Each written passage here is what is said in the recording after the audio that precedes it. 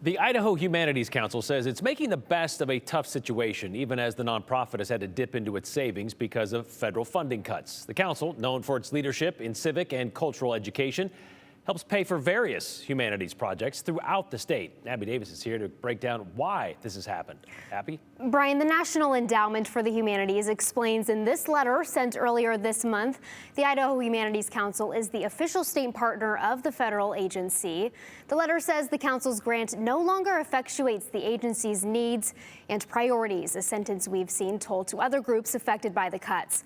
It also cites one of President Trump's executive orders saying the termination is necessary to safeguard the interests of the government, including its fiscal priorities. Because of this decision, Executive Director David Pettyjohn says the council won't get roughly $730,000 for this year like expected. Over the years, hundreds of Idaho communities have relied on the council to cover some of the costs of their projects. That includes different art and history exhibits, as well as various local initiatives like creating a booklet with veteran stories. The nonprofit was 1 year into a 5-year grant, and the federal government makes up 75% of their budget.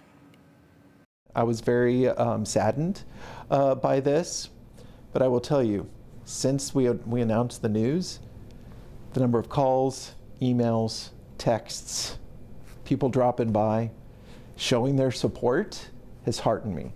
Each state has a humanities council, and Pettyjohn says some are worse off than Idaho's and might have to close their doors in the next couple of months. Pettyjohn says they've had to let one staff member go in addition to dipping into savings. The council will be able to cover costs for the rest of this fiscal year, which runs through October. As for what's in store after that, Pettyjohn isn't sure. He's been working with Idaho's congressional delegation to hopefully get some answers, and ideally says the funding will come back for the next fiscal year, Brian. Exactly, because those people stopping by, showing their support, I can't imagine those can last. Over that 5-year period, they were hoping to get some of that federal money. Exactly. All right, thanks, Abby.